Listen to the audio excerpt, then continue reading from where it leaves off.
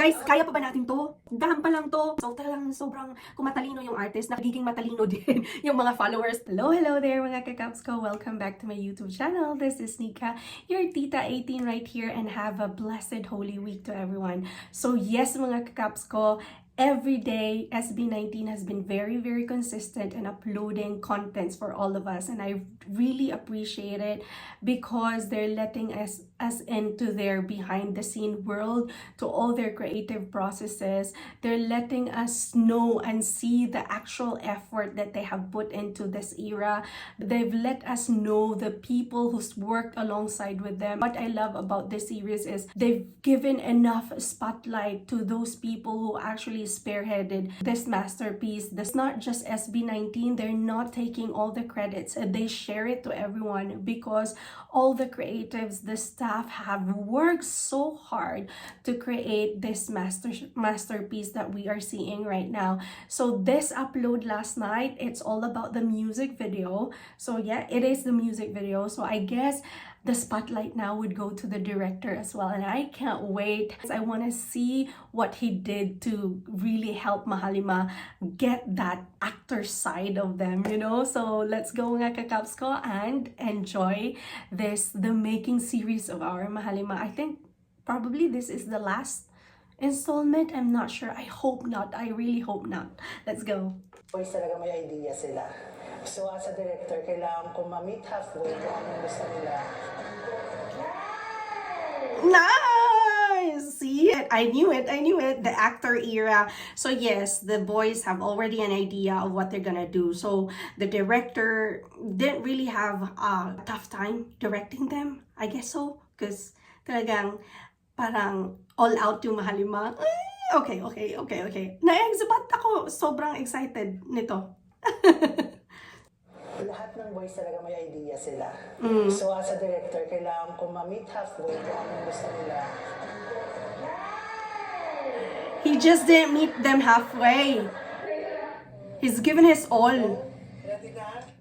Ready na yung Mahalima. Alam naman namin na it should be something na magagaling sa atin na pwede gusto rin. Ken is leading the briefing. And especially from our idols also, we'll do our best para explain sa inyo. Team effort, di ba? Gusto namin mangyari. Tapos may fog na. Mas feeling ko rin yung shadows. Parang mas strong yung shadows ng lahat. Foggy siya, foggy. Challenge for me is Oh, you know, my husband has the same t-shirt. He bought that. Yes, he bought that when we were in the Philippines in December last year. buo yung gusto nilang mangyari. Alanshi. So he was the one who worked with them since Pagsibol. So he really knows the artistic side of, the creative side of Mahalima. And it's really good that he continued to work with them kasi isa siya sa mga taong talagang nakakakilala sa Mahalima. So I think it was easier for him again to meet the expectation of Mahalima kasi nga kilala na niya ang Mahalima. Yan yung maganda talaga sa binibigay na working ethic ng Mahalima at saka working relationship kasi masaya yung mga taong nakakatrabaho nila and nakaka-create talaga sila ng sobrang gandang output. So Alanshi, thank you for sticking with our Mahalima. You're doing a fantastic job and 18 is so grateful to you. Expectations nila. You've exceeded their expectation.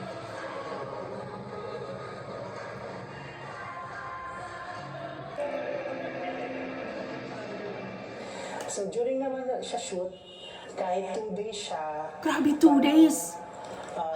Puspusan. Maraming since na kailangan i-shoot, and also maraming palit ng damit, lalo na yung kay Stel.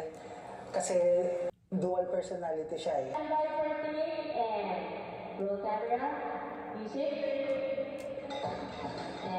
Action! Gusto kami ipahiwatin din na parang importante talaga sa amin kasi gusto namin i-risk, i-sacrifice yung mga activities namin.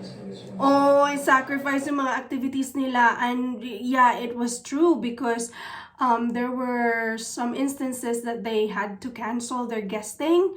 Estelle, for example, he had to cancel his guesting for Regine Velasquez's concert, diba? I guess talaga marami silang na-sacrifice kasi gusto nila talaga paglaanan ng pansin, ng tuon, ng 100% na attention yung Damn, yung era na to. One more. Dikit nyo na yung music. Oh, he's not satisfied. One more pa daw. Siyempre, ano namin, talagang Dashing. pinaghahandaan namin na tinatry namin higitan kung ano man yung mga nakaraan. It looks so expensive. Pero for this one, siguro, matindi yung paniniwala namin about it. And personally ako, binibigay ko rin talaga yung mabibigay ko para syempre mas magkaroon, kung ma-amplify pa kung yung dam ngayon. Kaya ang sarap maka-work yung SB19 kasi Itong music video na to is yung mga creatives, I really think they really enjoy working with SB19 a lot because of batuhan ng ideas. Hindi sila zero. Hindi yung wala silang natatanggap sa artist. Talagang may ideas. Talagang may nababato na creative ideas yung Mahalima na sobrang nakakatulong sa paggawa nila ng music videos. sa mga dating releases nila kasi hindi to yung kakanta talaga sila. More Oh. on ano talaga to eh. Story Parang driven, storytelling nga eh. Driven din siya. So basically, pag kung anong gusto kong emotions na ipoportray nila, nagagawa nila. Kasi actor era eh. Palong-palo. Hindi pa daw, Ken. Oh, so cool to see this. Na kailangan connected siya sa past releases Those namin. eyes. So, Really lahat, nice. ginawa Captivating. siya with a reason. Kung i-try mo siya i-connect sa mga dating kanta namin, talagang meron siyang prequel, tsaka meron sequel. That's how they engage the fans as well, you know?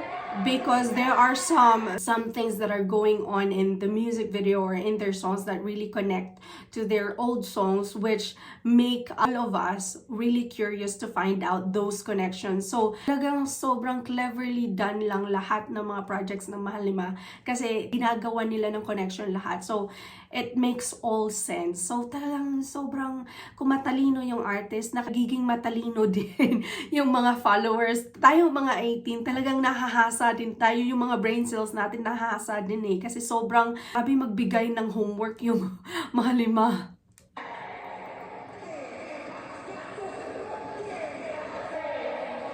Oh, acting, go!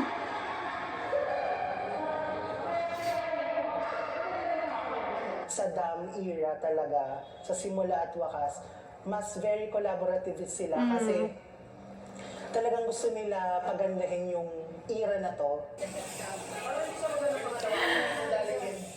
It's very evident from the output, from the music video alone. Guys, kaya pa ba natin to? Dam pa lang to. May buong EP pa tayo. Tumbling na talaga tayo lahat.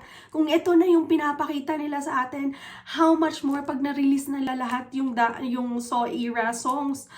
Ha! Grabe! Tumbling. Rather than nakaproon na yung isang character na power, B-roll talaga na wala kami. So, what if, di ba yung shots, parang mahaba kasi yung shots, di ba nawala talaga. Lahat na, nagsasalita na lahat. Oh, sige, go. Ng kanta na parang paano hihigitan yung sagad na. So very pressure talaga yon. So parang ginagalingan talaga din nila when it comes Lahat sila may ideas. collaborate sa amin. Pero itong creativity ng era na to, madugo. Malala, oo. Literal na dugo, pawis at away. Literal na dugo, pawis at away. I can't imagine all of those like maybe conflicts of creative ideas. Oh my God, pero talagang na-pull off nila. Sobra kasi, pag yung mga tao, you have the same goal, kahit pa magkaiba kayo ng creative ideas pa rin yun na makakatulong ng pag-create nyo ng gusto nyong output ng mga ginagawa nyo. Concept nito kasi madami kaming meetings at creative process para napagkasunduan na ganito yung gagawin namin. Ay. Collaboration of, syempre, with us, 1032, and a lot of people. na naging ambitious kami again for this time. There's nothing wrong at being ambitious, Josh. Josh. Oh, acting. Go. Oh. Yung nagbo-blower. Lago.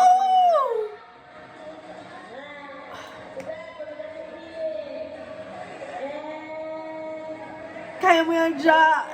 The intensity of their emotions.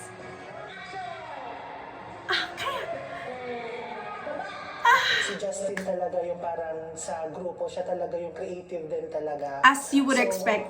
Pag siya nagsasuggest, pag siya nagbibigay ng Lahat nakikinig. input niya din talaga. Yung naisip ko din, mas nadadagdagan din ng flavor kasi parang nagkakaroon kami ng batuhan in a way. That statement, I was trying to say that earlier. Parang iba lang yung nasabi ko, pero that's exactly what I was thinking.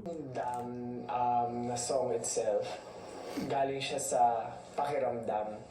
And syempre, yung dam mismo rin na nagko-control sa tubig. Alam mo yung pag meron kang gustong gawin, pag nagawa mo na siya, may another ka na namang gustong gawin. So yung pakiramdam na yun, Ganun naman talaga. You always start every time you finish something and you start again. yung sinasabi rin nung buong simula at wakas.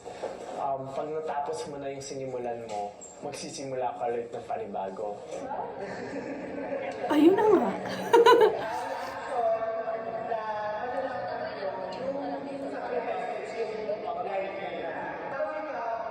Ang pogi naman ang bulag na yan. May gangster, oh. Ang pogi ng gangster. Madumi, pero grabe, oozing. Ay. Oh, anong nangyayari sa inyong dalawa, mga be? Ano na? Parang ang tagal na rin namin ulit nag-aral ng bagong choreography since Gento and Crimson and everything. Comeback siya. So parang dapat Ang attractiveness na yan. handa talaga yung magiging choreography ng mismong song. So nung inaral namin siya, akala namin nung una na parang madali lang siyang aralin kasi well, sanay naman talaga kami mag-aral ng choreography. Pero iba na nung inaral namin especially when Kuya Jay explained every detail, hinimay-himay niya yung steps talaga. Personally for me, naging challenging siya. Kasi it has to come with emotions kasi you have to pair it with emotions para makita talaga yung ma-amplify yung gustong iparating ng kanta. Oh, actor yan? Oh!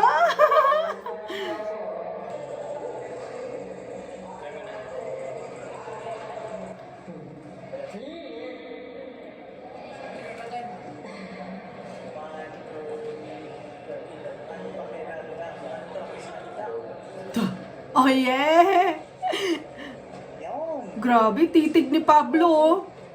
Matatakot ka na sa titig pa lang ni Pablo. Originally, yung parang concept or yung inspiration dito is a real dam. I really love Reservoir. his hairstyle. Saan mo Iniipon yung tubig para may energy ka, may Ayun, resource ang pagdating pogi kapag niya. nawala ng kuryente or anything. Anyway, yun din yung mga experiences mo in life, iniipon mo siya lahat. And there will be a time that you will use it. Kasi, syempre, you have to use it kapag kailangan mo na. Walang hanggang pag gusto ng mga tao. So, in the end, parang tayo rin yung naghahanap ng answer sa lahat ng katanungan. Kakaiba talaga. Mind-blowing talaga yung mind ni Pablo. Kakaiba. Mag-work yung mind niya talaga. Grabe. Ramdam na nahihirapan ka, nagsasuffer ka because you're wanting more. Wala pa yung dam na music na song. Na-imagine na namin na yung magiging concept namin is basically ganito. Iba din. Wala pa yung damn na song. May concept na sila. Ay, iba din yung atake nila. Iba yung concept bago yung kanta. Kakaiba yung setup namin. Kasi, gustong-gusto talaga nilang gumawa ng ganitong music video ata. Na ganito talagang concept na music video.